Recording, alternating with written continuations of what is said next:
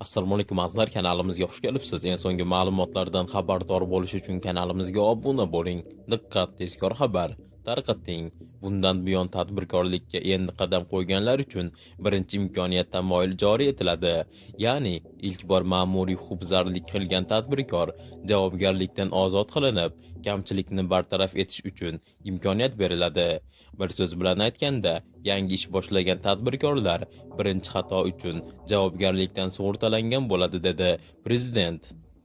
Bu o'g'irlik boshqa narsa emas, buni javobi bor.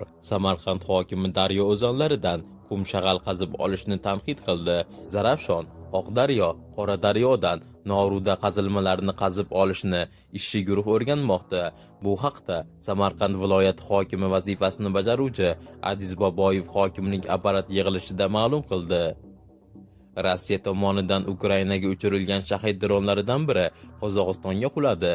Taxminlarga ko'ra, uchuvchisiz uchish vositasi avvaldan belgilangan koordinatalardan og'ishib ketgan. Tasvirlardan uning jangovar kallagi portlamay qolgani anglashiladi. Tramp Eronga yangi yadroviy bitim tuzish uchun 2 oy vaqt berdi.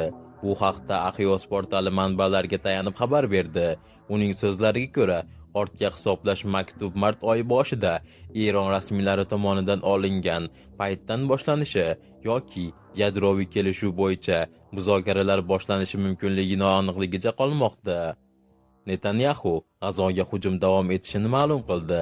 Isroil bosh vaziri televideniye orqali chiqish qilib, Isroil harbiylari Hamasga qudratli kuch bilan zarba berishini ma'lum qilgan. Hamas so'nggi 24 soat ichida bizni qudratimizni his qildi. Men barchani ishontirib aytmoqchimanki, bu faqat boshlanishi. Biz urushdagi barcha maqsadlarimizga erishish uchun kurashishda davom etamiz.